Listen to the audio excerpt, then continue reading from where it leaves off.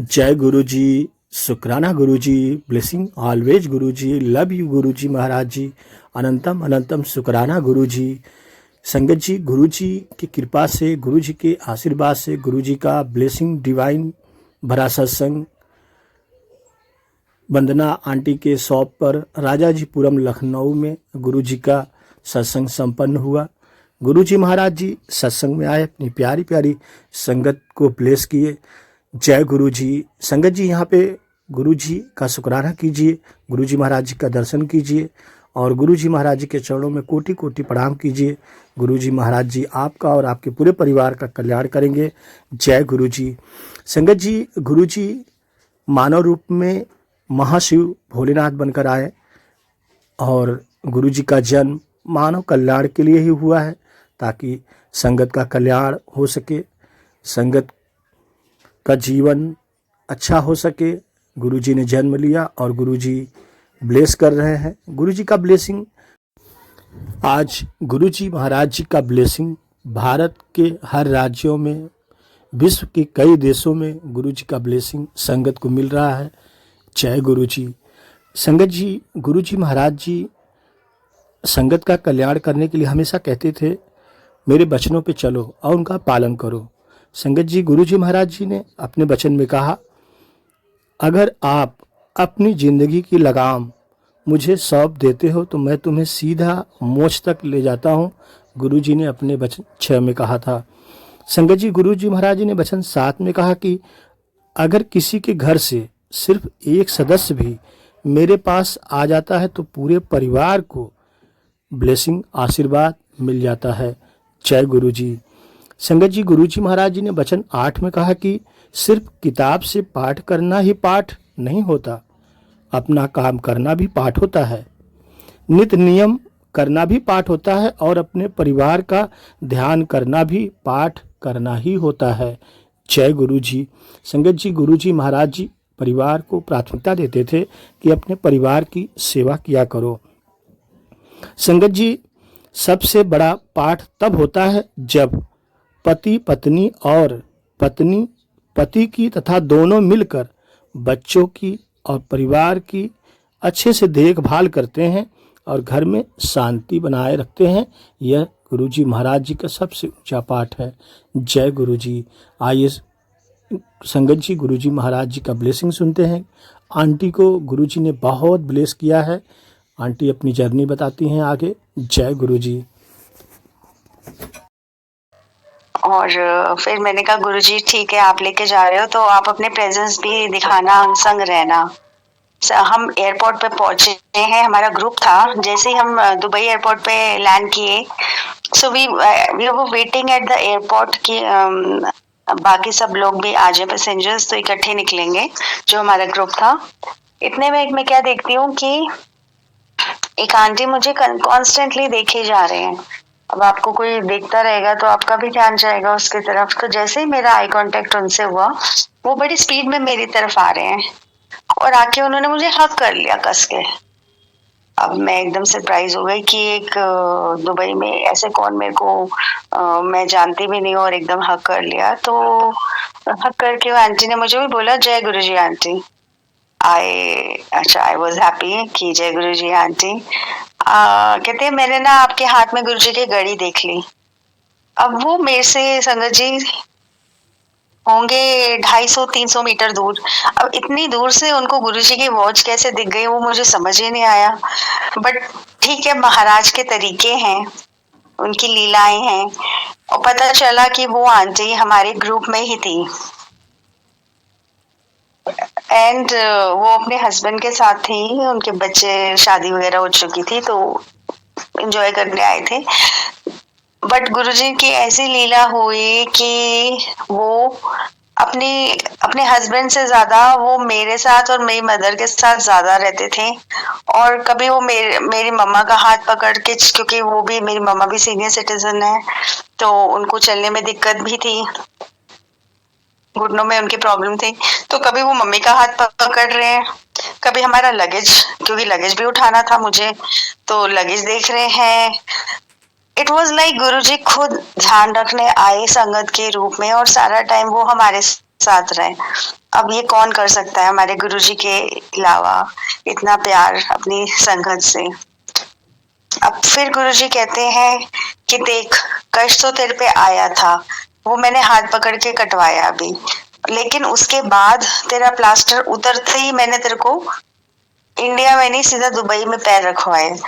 अब ऐसा भी कौन सोच सकता है हमारे गुरुजी के अलावा। सो जब गुरुजी प्यार करने में आते हैं तो उसके आगे सब रिश्ते फीके पड़ जाते हैं, क्योंकि गुरुजी कहते हैं कि साडे तो बड़ा पेरेंट कौन। ऐसे ही संगत जी 2019 में आई वाज सिटिंग इन अ सत्संग। अच्छा, उससे पहले क्या हुआ कि I was doing job in Khan market और महाराज का हुक्म हुआ एक दिन कि नौकरी छੱਡ दे। I was very happy with my job. VIPs और ब्यूरोक्रेट्स आते थे, अच्छा क्राउड, क्रीम क्राउड होता था, सब कुछ था। जो ओनर थे वो संगत थे गुरु जी की, मंदिर पास था, कोई दिक्कत नहीं थी। I was content and happy with my job. तो गुरुजी एकदम अचानक कहते हैं नौकरी छੱਡ दे। अब मैंने कहा नौकरी छੱड दे गुरुजी, मुझे तो कोई दिक्कत नहीं है। बट फिर गुरुजी ने बोला नौकरी छੱड दे थोड़े टाइम बाद। अब सेकंड टाइम बोला तो मैं थोड़ा सोच में पड़ गई कि वाकई गुरुजी सीरियस है, मुझे जॉब छोड़नी है। अब मन में सोचा कि घर में क्या बोलूं एंड ऑल दैट। फिर गुरुजी ने थर्ड टाइम बोला थोड़े टाइम बाद, मैं कह रहा ना नौकरी छੱਡ दे, तू किसी दिन नौकरी नहीं करनी, तू सिर्फ मेरी नौकरी करेगी। And it was like straight and blunt on my face. अब गुरुजी ने ऐसा बोला, हम सब जानते हैं कि गुरु महाराज को 3 बार हुक्म देते हैं, फिर उसके बाद वो आपका डिसीजन होता है, फिर दोबारा नहीं बोलते। तो सब तीसरी बार गुरुजी ने बोला तो मैं आई लेफ्ट माय जॉब। तो आई आस्क्ड गुरुजी कि गुरुजी मेरी नौकरी करनी है मतलब क्या, मंदिर में सेवा करनी है। उस टाइम तक मैं सेवा नहीं करती थी, करी थी बड़े मंदिर में। तो गुरु महाराज की मेहर से सेवा भी लग गई। अब सेवा भी लग गई, एवरी वीक सेवा लग गई। पहले वीक में 1 बार ही लगी, फिर 2 बार लगी। सो आई थॉट कि महाराज शायद यही चाहते हैं कि मैं सेवा मंदिर में करूं। गुरुजी ने सेवा कराई जितनी करानी थी, जहाँ जहाँ करानी थी, जहाँ गुरुजी की कृपा से जहाँ सोचते थे वहां गुरु महाराज ने बख्शी सेवा, उनके बहुत शुक्राने। तो पता भी था कि सेवा की वैल्यू, की गुरु की मर्जी के बिना सेवा नहीं मिलती। और बड़े मंदिर में तो आप पता भी, कहते ना कंकड़ भी उठा लो तो आपको लगता है कि हमने कुछ करा, मौका मिला कुछ करने का। I was happy with whatever was going in my life, doing सेवा of बड़े मंदिर। One fine day फिर गुरुजी का हुक्म हुआ उन सारी सेवा छੱड दे। अब अगेन एकदम थक से लगा मुझे कि भाई ये क्या हो गया। आई आस्क्ड गुरुजी मुझसे कुछ गलती हुई है तो मैं बताओ, मैं सुधारूंगी, आप सेवा क्यों मेरे से ऐसे ले रहे हो। But Guruji didn't say anything. Guruji ने सीधा बोला छੱड दे सारी सेवा। अब दिल पे पत्थर रख के मैंने सेवा छोड़ी। बट मंदिर जाती थी तो मेरे फ्रेंड्स जो इनके साथ सेवा करते थे वो पूछते थे तो आ क्यों नहीं रही सेवा पे, तो उनको अलग बहाना बनाना पड़ता था, क्योंकि आप ऐसे सब जब तक गुरुजी ना बोले आप किसी के साथ शेयर नहीं कर सकते ऐसे कुछ। तो अब आई आस्क्ड गुरुजी करना क्या है। आपने पहले मेरी जॉब छुड़वाई, फिर आपने बोला सेवा करवाई, फिर सेवा छुड़वाई। फिर I started getting messages on my phone की सत्संग के, कि मेरे यहाँ सत्संग है, आप आना जरूर, मेरे फ्रेंड के यहाँ सत्संग है। ऐसे करके मुझे काफी इनवाइट्स आने लग गए। सो आई अटेंडेड सत्संग।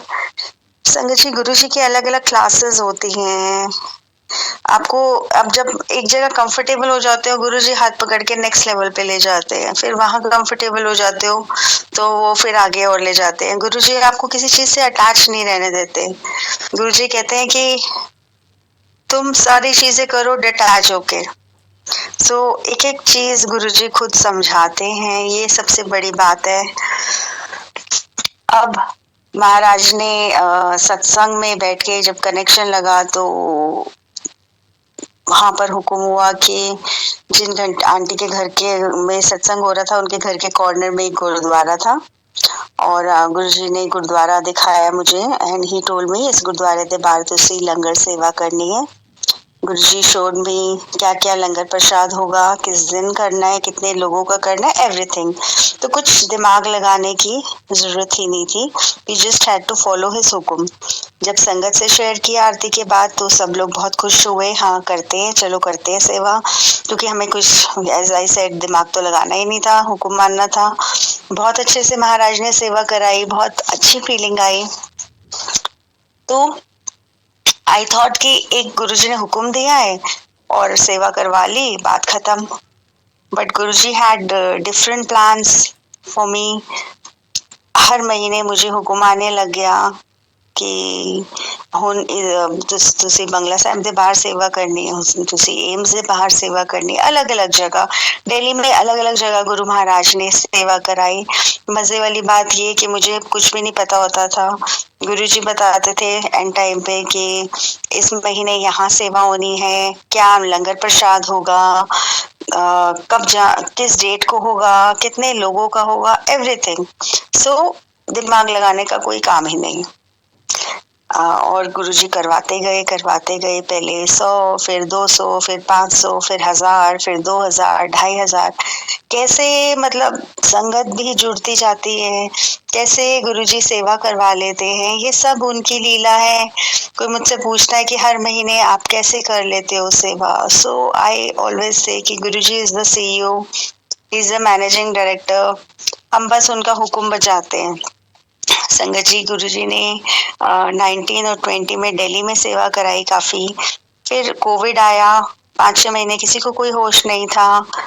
लेकिन गुरुजी मुझे अचानक एक दिन कहते हैं उठ खड़ी हो, ये असल टाइम है लंगर सेवा करन दा, इस वास्ते तो मैं तेनू तैयार कर रहा सी। एंड गुरुजी क्लियरली मेंशन कि बड़ा मंदिर मेरा ट्रेनिंग स्कूल है, उसमें मैं सिखाता हूँ तुम्हें कि कैसे सेवा होती है, गुरुओं की सेवा कैसे होती है, संगत की सेवा कैसे होती है, और तुम बाहर जाके दुनिया में सेवा करो। अब संगत जी सेवा के लिए भी लोग सबके बहुत अलग अलग व्यूज हैं, पॉइंट है। तो सेवा महाराज बख्शते हमें इसीलिए क्योंकि हमारे ही कर्म कटवाने हैं महाराज ने, हमें नहीं पता हम पिछले जन्मों में क्या क्या करके आए हैं। और गुरुजी कहते हैं मैं हाथ पकड़ के जो तुम 10% भी कटवाते हो ना, वो भी तुम्हारे बस का नहीं है, तुम चीखे मारते हो, हाय गुरुजी ये हो गया, हाय गुरुजी अब और बर्दाश्त नहीं हो रहा, वो भी मैं सेवा सत्संग सिमरन बख्श के तुम्हारे वो रास्ता आसान कर देता हूँ, वो शॉर्टकट बना देता हूँ। वो कहते ना तलवार लगनी है तो सुई चुभ जाती है, वो कर देता हूँ मैं। और तो सेवा हमारे ही कर्म काटने के लिए, वरना हम गुरुजी तो आग पलक झपकेंगे सब कुछ हो सकता है, हमारे ही माड़े कर्म काट के हैं। गुरुजी कहते हैं तुम्हारे हाथों से अच्छे कर्म करा के तुम्हारे हाथों की रेखाएं बदलता हूँ मैं। तो जब भी जहाँ भी सेवा मिले सर माथे पे लगाइए। मेरे को गुरुजी ने, अब मैं क्या बखान करूं, गुरुजी ने मुझे सेवा पे भेज कर मुझे बताए हैं कि तेरी इस सेवा से इतने कर्म काट दिए, इतने जन्म काट दिए, मतलब ऐसे हम तो सोच ही नहीं सकते वो बातें। एंड आई जस्ट, और सिर्फ मेरे साथ नहीं, सिर्फ मेरे नहीं, जो जो संगत सेवा में जुड़ रही है, जितने सेवादार जुड़ रहे हैं, उनके इतने सत्संग है, इतने सत्संग है, ऐसे कल्याण कर रहे हैं, मतलब उनके रुके हुए कारज बन रहे हैं। इट्स मतलब immense blessings of Guru Maharaj. सोचिए, हाँ सेवादारों को ब्लेस कर रहे हैं, तो जो लोग लंगर खा रहे हैं उनको तो ब्लेसिंग्स मिल ही रही है ना महाराज की। वो तो हम उन लोगों को जानते नहीं, तो कई गुना ज्यादा गुरुजी उनको ब्लेस कर रहे हैं। गुरुजी ने बोला है कि तुहानू नहीं पता आगे जो भी मेरा ये तुम लंगर सेवा करते हो, जो लंगर खा रहे हैं, चाहे वो गरीब लोग हैं या मेरे बारे में जानते तक नहीं है, आगे जाके वो भी मेरी संगत बनने वाले हैं।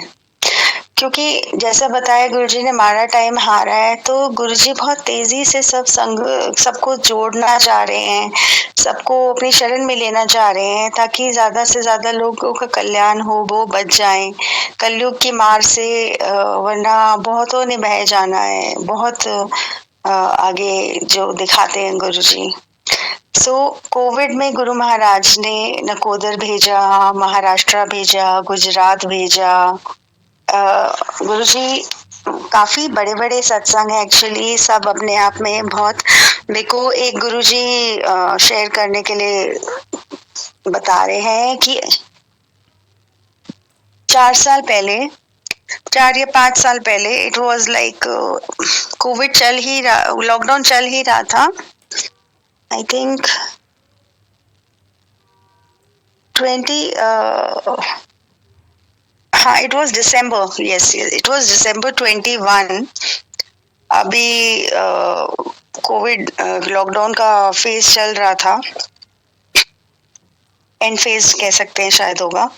तो उस पूरे लॉकडाउन में गुरुजी ने सेवा कराई, शुक्राने मालिक के। और ऐसी ऐसी जगह भेजा जहां मैं जाने का सोच भी नहीं सकती थी, मतलब ऐसे तीर्थ स्थान में भी यात्रा महाराज ने सेवा कराई, लंगर सेवा कराई अपनी। तो ये उनकी कृपा के बिना पॉसिबल ही नहीं है, वरना हम एक जगह जाने के लिए सालों साल सोचते रहते हैं, लेकिन कहते हैं ना, बुलावा नहीं होता तो फिर नहीं पहुंच पाते। और जब गुरु की मेहर होती है तो आप अचानक पहुंच जाते हो। तो महाराज ने कोविड में केदारनाथ में लंगर सेवा कराई, फिर हजूर साहिब नांदेड़ महाराष्ट्र में सेवा कराई। दैट्स वन ऑफ द 5 तखत इन सिखिज्म।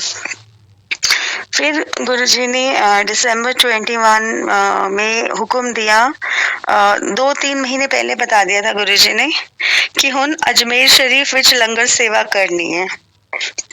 अब जब अजमेर शरीफ का नाम सुना संगत जी, तो याद आया कि किसी संगत ने गुरुजी से पूछा था कि गुरुजी बड़े मंदिर के बाद सबसे पायस जगह कौन सी है। तो गुरुजी ने, सबने सोचा गोल्डन टेम्पल बोलेंगे, लेकिन गुरुजी ने अजमेर शरीफ बोला था।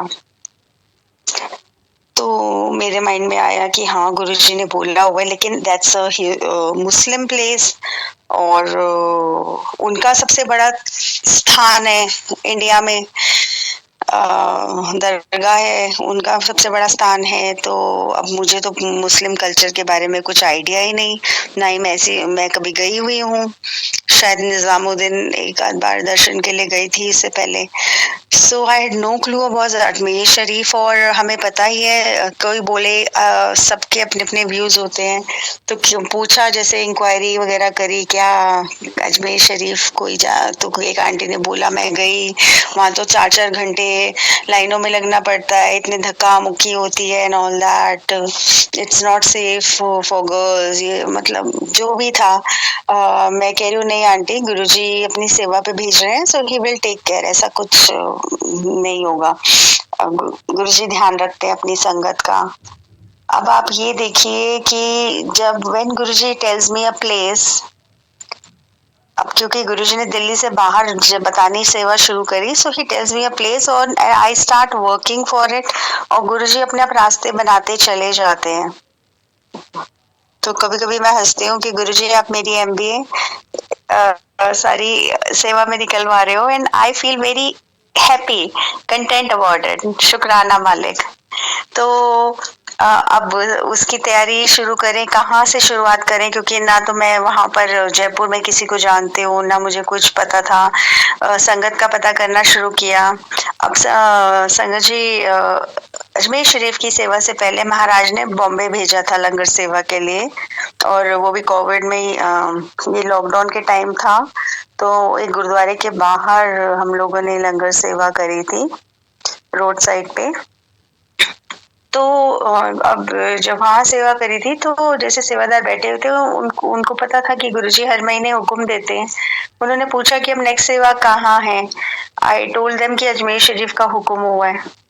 तो उनमें एक आंटी ने बोला कि आई नो वन आंटी जो जयपुर रहती हैं और बॉम्बे भी आती रहती है, हमारे यहाँ सत्संग अटेंड करती हैं, so I can share her number with you. I was like कि हाँ श्योर, प्लीज डू। तो उनसे बात हुई, आंटी से बात हुई, आंटी बताते हैं कि मैं हर महीने अजमेर शरीफ जाती हूँ। तो मैंने कहा चलो गुड, शुक्राना गुरुजी का। सो गुरुजी एक सेट मेन्यू देते हैं and we follow it word to word. कोई चेंज नहीं, कुछ नहीं, चाहे जितना भी डिफिकल्ट लगे या जितना भी इम्पॉसिबल लगे, क्योंकि डॉक्टर को पता है किसको क्या दवाई देनी है और ब्लेस करने वाले तो गुरु महाराज ही हैं। तो जो मेन्यू गुरुजी ने बताया था मैंने उनसे शेयर किया। उन्होंने वहां दरगाह में जाके वहां भी बंटता था प्रसाद, वो लोग अपना बांटते थे। उन्होंने जब देखा उन्होंने कहा नहीं हम तो यहाँ बिरयानी बांटते हैं, ये बांटते हैं, आप ये बांट लो, अपने अपने ऑप्शंस देने लग गए। सो आई टोल्ड देम नहीं हम तो स्ट्रिक्टली यही फॉलो करेंगे, तो आप इसमें बता सकते, जो आप किसी और को बता दो जो बना सकता है। महाराज का जो मेन्यू था वो वहां के लिए एकदम अलग था, जिसका मुझे भी नहीं ज्यादा आइडिया था। धीरे धीरे गुरुजी अपने पत्ते खोलते हैं। तो जो मेन्यू था उसमें मूंगी की दाल थी येलो वाली, और एक गट्टे की सब्जी शायद, साथ में खमीरी रोटी थी। अब खमीरी रोटी का कोई आइडिया नहीं मुझे क्या होती है क्या नहीं। हम लोग तो घर में आटा खराब हो जाए तो कहते खमीर लग गई, तो हम लोग खाते नहीं। तो लेकिन जैसे जैसे मैंने पता किया तो पता चला कि किसी आंटी ने की फ्रेंड थे जैसे कोई मुस्लिम वगैरह, कि जो येलो दाल होती है वो इन लोगों की डेलिकेसी होती है, हर घर में बनती ही बनती है, ये लोग बड़ा खुश होके खाते हैं पीली दाल। प्लस खमीरी रोटी, वो लोग मटन मीट वगैरह के साथ खमीरी रोटी खाते हैं मुस्लिम्स लोग। वो मुझे बिल्कुल आइडिया नहीं था। तो गुरुजी ने कैसे, गुरुजी तो जाने जान है, उनको पता है कौन क्या खा के खुश होगा, तो गुरुजी ने पहले ही ये मेन्यू ऐसा बताया था। अब वो उस मेन्यू के लिए कोई बनाने वाला नहीं मिल रहा था, और 2500 लोगों का लंगर, सॉरी 4000 लोगों का लंगर था। अब it was a huge quantity, 4000 लोगों का लंगर होना है। प्लस मुझे पता चला था कि वहां पर 8 बजे के बाद, कहते हैं 8 साढ़े 8 बजे के बाद आपको कोई दिखेगा नहीं। सर्दियों में दिसंबर में लंगर बांटना था, क्योंकि ठंड बहुत हो जाती है और वो लोग अपने घरों में रहते हैं। अब सबसे बड़ा टेस्ट ये था कि गुरुजी ने बोला लंगर शुरू करना है 7:30 बजे रात को, और 4000 लोगों का करना है। It was a big task. लेकिन महाराज वही है, टेस्ट भी लेते हैं और पास भी वही करते हैं। तो जिन आंटी से कांटेक्ट हुआ था वो उनके दो, और एक बेटा, उसका फ्रेंड, वो और दिल्ली से मैं कुछ सेवादार गए हम लोग वहां पे सेवा के लिए। और हम लोगों ने डिसाइड किया कि हम लोग पुष्कर और अजमेर शरीफ 2 जगह सारे सेवादार आपस डिवाइड हो जाएंगे, और एक एक लोकेशन, पुष्कर में गुरुद्वारा है बहुत फेमस वो, और अजमेर शरीफ की दरगाह में बांटना था। आसपास हनुमान मंदिर, माता का मंदिर, जो मंदिर जो यहाँ ज्यादा लोग मिले वहां हम लोग फैल जाएंगे, और सब अपनी सेवा, क्योंकि हमारे पास टाइम फाउंडेशन थी, तो उसमें हमें जल्द से जल्द हमारा पूरा लंगर बट जाए, ये कोशिश थी। अब आप ये देखिए, सब कोई मुझे कह रहा था कि ये मुस्लिम लोग हम हिंदुओं का लंगर नहीं खाएंगे, खाना नहीं खाएंगे, ये वो बेकदरी वगैरह करेंगे। बट गुरुजी जब कुछ हुक्म देते हैं तो ये सब चीजें हमारे लिए ही लिमिटेशन रहती हैं, उनके लिए कोई लिमिटेशन नहीं होती संगत जी। और गुरुजी जब बोलते हैं तो उन्होंने ऑलरेडी चूज करके रखा होता है कब किसको कैसे ब्लेसिंग्स देनी है। तो जब हम लोग तैयारी कर रहे थे अजमेर शरीफ जाने की, एक आंटी का मुझे फोन आया, वो भी बॉम्बे से थी, कि आंटी मैं भी सेवा में आना चाहती हूँ अजमेर शरीफ की, क्या आ सकती हूँ? I told her yes you are most welcome. Guruji अपने सेवादार महाराज खुद चुनते हैं और भाव भी खुद चुनते हैं। और मजे वाली बात ये कि गुरुजी ने ना तो मुझे संगत जी फेसबुक पे रखा हुआ है, ना इंस्टा पे और यूट्यूब पे भी मैंने कुछ अपलोड नहीं किया हुआ, किसी संगत ने किया हो तो आई डोंट नो।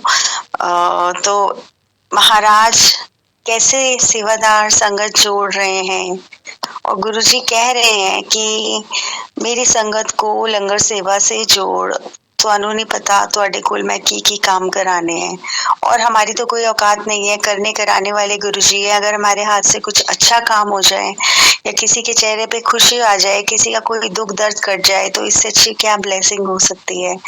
संगत जी, गुरुजी कहते हैं कि जिनके पेट भरे हुए हैं उनके बार बार भरने से अच्छा जिनके पेट खाली हैं, जब तुम उनके पेट भरते हो तो वो दिल से दुआ देते हैं और वो दुआ करोड़ों से महंगी होती है। तो आई वॉज अ लेमैन, मुझे मेरे कोई ज्यादा कोई ऐसे कॉन्टेक्ट्स नहीं है, मगर गुरुजी कैसे सब चीजें करवाते हैं। देखिए वो जो आंटी बॉम्बे से आ रही थी, उन्होंने मुझे बोला कि मैं किसी को जानती हूँ अजमेर शरीफ में, मैं बात करूँ लंगर बंटवाने के लिए अंदर। तो आई टोल्ड देम कि हाँ बात कर लीजिए, इससे अच्छी क्या बात हो सकती है कि अंदर से हमारी किसी से बात हो जाए तो आराम से स्मूथ हो जाएगा। दे विल अलाउ अस, क्योंकि मैंने सामने से उनको बोला था कि हम आपका प्रसाद नहीं बांट रहे हैं, हम अपने गुरु का लंगर बांट रहे हैं। और वो गुरुजी ने भी मुझे बोला कि आज तक कभी किसी दरगाह या मुस्लिम प्लेस में मेरा लंगर नहीं बटा। This is the first time it's going to happen. अब वो आंटी किसको जानती थी, क्या जानती थी, वो मुझे नहीं पता, मगर अल्टीमेटली ये हुआ कि सेवा वाले दिन हम जब पहुंचे तो हमें रिसीव करने के लिए संगत जी, जो ख्वाजा गरीब नवाज खुद हैं, जिनकी दरगाह है, उनके फैमिली मेंबर पर्सनली हमें रिसीव करने आए। So it was a big surprise for me. और कहाँ वो कह रहे थे आंटी कि इतने धक्का मुक्की होता है, 4-4 घंटे लगना पड़ता है। जब वो खुद ही फैमिली मेंबर रिसीव करने आए तो लाइन का तो मतलब ही नहीं बनता। उन्होंने इतने अच्छे दर्शन कराए, प्लस वो हमें एक ऐसे छोटे से रूम के अंदर लेके गए। मतलब इतना छोटा रूम था कि उसमें 8-9 जने भी नहीं खड़े हो सकते थे। एक पतला सा लंबा सा रूम था, छोटा सा, उसमें वो कहे अंदर चलो अंदर चलो। अब हम 8-9 जने, हमने कहा जगह ही नहीं है, हम अंदर कहाँ घुसे। तो घबराहट भी हो रही थी कि भाई कहाँ लेके जा रहे हैं हम। एक तो वैसे ही मुस्लिम जगह और जानते नहीं, तो वो एक पतले छोटे से रूम में ले जाके दरवाजा उन्होंने बंद किया। अब मैं कह रही हूँ गुरुजी ये क्या है, तो वो ना रूम में लॉकर्स थे और वो एक एक करके सारे लॉकर खोल रहे हैं और उसमें सारे वो सोने हीरे जवाहरात की ज्वेलरी दिखा रहे हैं। मैं हैरान हो रही हूँ कि यार ये क्या चल रहा है गुरुजी। मैं मतलब हम लोग को कोई मिनिस्टर या कोई ऐसे थोड़ी है, या मैं ऐसे क्यों कर रहे हैं। बट वो ये गुरु की मेहर होती है तो गुरु कुछ भी कर सकता है, आपको ऐसा स्पेशल ट्रीटमेंट दिलवा सकता है जो सोच भी नहीं सकता कोई। उन्होंने बोला ये इन सब ज्वेलरी को आप माथे से लगाइए, ये ख्वाजा गरीब नवाज जी की पर्सनल ज्वेलरी थी। और अभी कोई भी बहुत बड़ा फेस्टिवल या कुछ होता है तो हम उनको सजाते हैं इससे। अब मैं तो कभी ऐसे सपने में भी नहीं सोच सकती थी कि इतने अच्छे दर्शन होंगे। और आप ये देखिए वो ख्वाजा गरीब नवाज जो हैं उनके फैमिली मेंबर मेरे साथ 4 घंटे दरगाह में एक टांग पे खड़े होके उन्होंने लंगर बंटवाया। सो हमारे गुरुजी कुछ भी कर सकते हैं, कुछ भी। मेरी जो सेवा थी वो दरगाह में थी, बाकी सेवादार अलग अलग जगह पे अलॉट थे। नाउ जब गुरु महाराज ने बोला था कि अजमेर शरीफ में लंगर सेवा होगी, तो उसमें साथ में गुरुजी ने बोला कि इसके साथ रुमाल भी बांटने हैं। अब जब रुमाल बोला गुरुजी ने, तो मैंने कहा गुरुजी मैंने तो कभी देखा सुना नहीं कि कहीं लंगर के साथ रुमाल बट रहा हो या कुछ है। एनीवेज गुरुजी का हुक्म था and he was so specific कि सैटिन और सिल्क के रुमाल बटेंगे, प्लस रुमाल के कलर बताए कि एक पैरेट ग्रीन होगा, एक रानी कलर होगा। He was so specific. So I started working for that, उसके हिसाब से गुरुजी का हुक्म। अब ये था मन में कि गुरुजी हम लोग रुमाल लंगर के साथ बांट रहे हैं तो ये कदर करें, मतलब क्योंकि ऑब्वियसली दूसरे धर्म के हैं तो इनको ज्यादा हम इंसिस्ट भी नहीं कर सकते, ज्यादा बोल भी नहीं सकते। प्लस रुमाल को इस्तेमाल करने के बहुत तरीके होते हैं, कोई सर पे रखता है, कोई मुंह पोंछता है, कोई हाथ पोंछता है, तो वो चीज है। तो ये मन में था भाव। कि गुरुजी कदर करें। अब क्या हुआ संगत जी, जब हमारा लंगर पीछे से आ रहा था एंड हम दरगाह में वेट कर रहे थे, तो हमारे पास गठरी थी ये रुमालों की। अब मैं क्या देख रही हूँ कि सब लोग का ध्यान वो गठरी में है and they were getting so excited, मेरे से आगे आके पूछ रहे थे कि ये क्या है, ये क्या है, ये आप कब बांटोगे।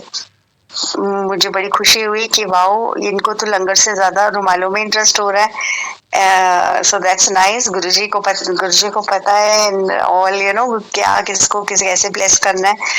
सो when we started distributing the langar के साथ मैं एक एक रुमाल दे रही थी and what I started noticing was कि वो रुमाल को माथे से लगा रहे हैं। आई वाज सो टच्ड कि वाओ, कितनी कदर कर रहे हैं यार ये लोग, मतलब रुमाल की। मेरे साथ जो वो फैमिली मेंबर थे ख्वाजा गरीब निवाज के, वो कहते हैं आपको नहीं पता आप क्या बांट रहे हो। मेरे को और क्यूरियोसिटी हुई, मैंने कहा क्या जी, क्या बांट रहे हैं। कहते हैं जो ये आप रंग बांट रहे हो इसको ये आप पूजते हैं, तो आप चिंता मत करो, ये रुमाल सीधा ये अपने पूजा के स्थान पे ही रखेंगे और इसकी पूजा करेंगे। एंड आई वाज स्पीचलेस कि वाओ गुरुजी, मतलब हम तो सोच ही नहीं सकते जहां तक आप जाते हो। और इतने दिल से उन्होंने प्रसाद भी खाया और रुमाल भी लिए। अब जब वापस आ रहे थे संगत जी, हमारी सोच अलग है, गुरुजी का तो अलग ही चल रहा होता है लेवल पे, उनके लेवल का तो आउट ऑफ द वर्ल्ड है। सो गुरुजी कहते हैं तेनू पता है कि तू की बांट के आई है। मैंने कहा क्या गुरुजी। कहते हैं कफन। अब कफन सुन के तो बंदा थोड़ा हिल जाता है ना, तो आई वाज लाइक कफन मतलब गुरुजी क्या। संगत जी, गुरुजी टोल्ड कि कोविड में इतनी जाने गई हैं और गरीबों को तो कोई पूछने वाला ही नहीं था। और उन्होंने बोला कि उस साइड तो इतनी बदतर हालत हुई है कि ऐसे बंदे के ऊपर बंदा रख के जो भी है